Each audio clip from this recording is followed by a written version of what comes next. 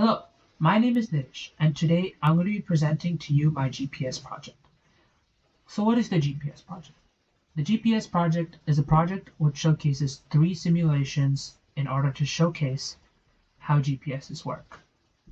It shows concepts of trilateration, of special relativity, and also of information transfer.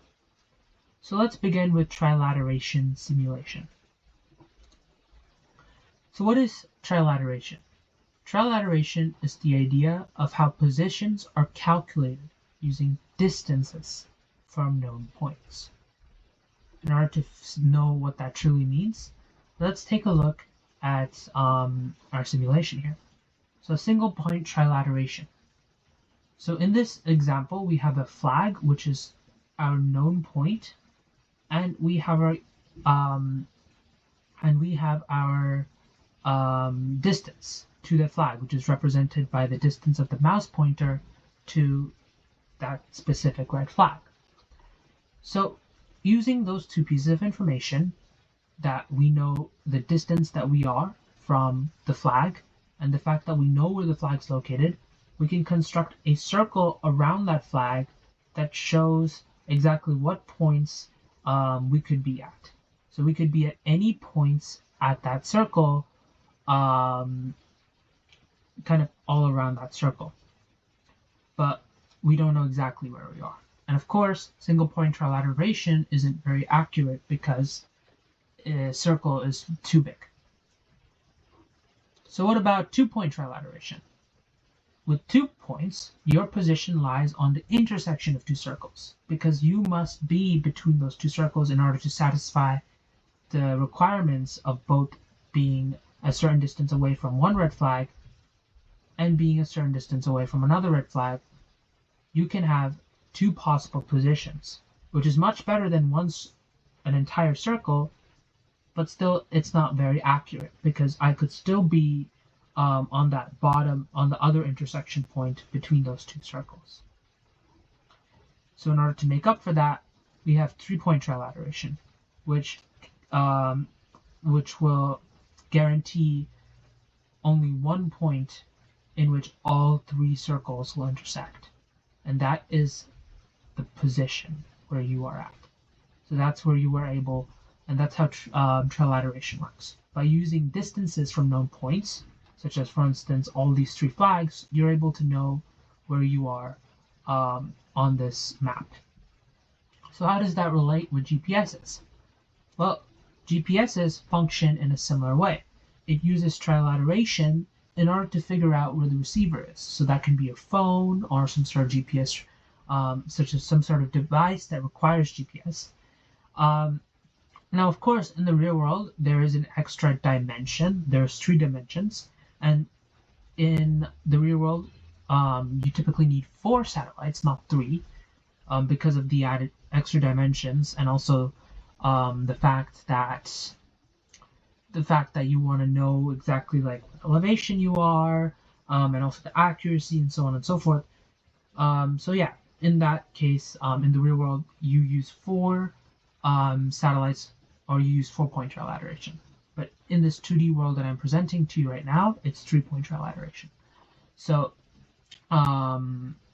in this situation, you're able to see how the receiver can know exactly where they are at Earth by using the satellites as kind of the points, kind of the flags, as we see in this simulation over here. Okay, so now let's go to our second one, which is information transfer. So, of course, how does, in order for the receiver to actually work, you need to know where the satellites are located at, and you need to know how far away it is. So information transfer, in this section, we're going to see how the receiver can determine that from the satellite, which was constantly sending signals. So the first information we want to know is that information is not instant. It takes time for information to travel across space. So in this case, the sender takes time, it's traveling via photon, and the receiver receives the message. So what does the satellite communicate? Because the satellite's the one that's communicating to the receiver here with the information, right? So what the satellite is communicating is it's sending constantly, all the time, a timestamp, which is what time it sent the information, and the position at which it was located at when it sent that information. Now, of course, the satellite will move, so it would be where that satellite was at that specific point. Position works. But why timestamp? How can timestamp tell the receiver how far away the satellite is in order to perform trilateration? Well, that's something that the receiver does. It uses the signal's delay to compute the distance to the satellite. So in this case, it's able to see at exactly what time the satellite was sending that data, and then it says, okay, I received the data at this point, the satellite sent the data at this point, and that means it took this amount of seconds for it to reach me. I know that the speed that that message travels by is the speed of light. So I'm able to multiply that delay by that speed of light in order to figure out how far I am from the satellite. And that is how timestamps are able to tell the receiver exactly how far away it is. So that's how a satellite is able to act as a flag.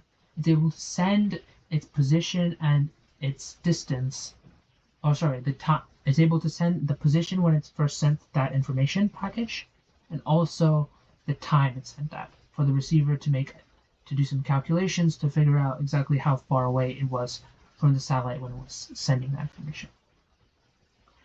Okay, so that's information transfer. We understand we understand trilateration, and we understand how the receiver and satellites are able to work together to perform that trilateration. Now let's look at relativity. Relativity is the idea that is made by Einstein. It's a theory by Einstein that says that certain time frames or certain perspectives are traveling at different speeds in time than others. So in this case, I'll give you an example of special relativity. I do not have one for general relativity, unfortunately. But anyway, it would still be the same message at the end, which I'll show you. So what is special relativity? Special relativity is the idea that moving clocks tick slower. So in this case, the Earth's clock, which isn't really moving that much, which is us, is moving at a faster pace than the satellite's clock, which is traveling really quickly, and it's moving at a slightly slower pace.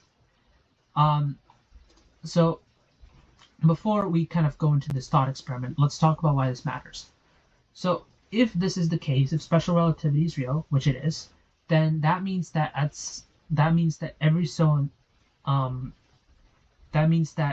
our time will desynchronize, right? Because the time of the Earth travels at a faster pace than the satellite, the time will be incorrect that's calibrated on the satellite's clock. So when it sends that timestamp, it would be wrong.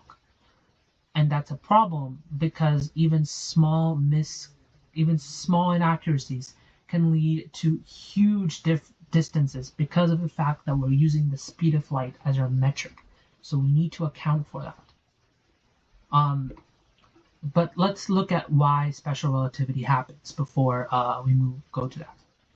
So let's look at a thought experiment. This is what Einstein used to do when he was looking at these theories such as special relativity.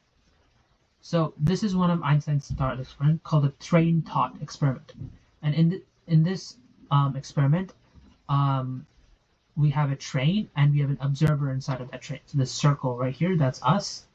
And he set up a mirror on both sides of the train, and he puts a photon between them, and the photon continuously bounces between them. His metric of calculating time is the fact that one tick represents one time the photon hits the mirror. So every time the photon hits the mirror, that's one tick. Okay? So inside the train, we see that the photon is only moving vertically, up, down, up, down. But what happens when the observer inside the train is moving? Well, all of a sudden, that photon is now taking a diagonal path.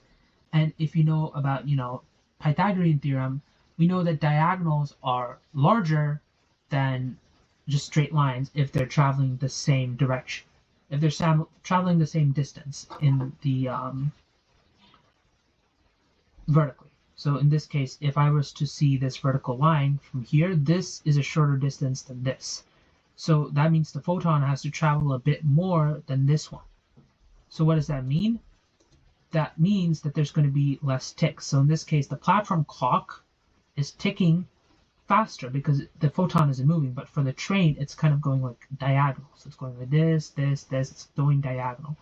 And that's why the train's clock is moving a bit slower. So this photon clock is ticking at a slower rate. The moving train's photon clock is ticking at a slower rate than that of the platform clock. Now, obviously, this is kind of exaggerated to prove a point, but yeah, this principle does in fact exist, and it exists in the satellites as well. So in the satellite, the clock of the moving satellites will tick at a slower rate than that of the clock of Earth, which is kind of ticking at a faster rate. So you have to calibrate that time in order to ensure that all of the time metrics line up.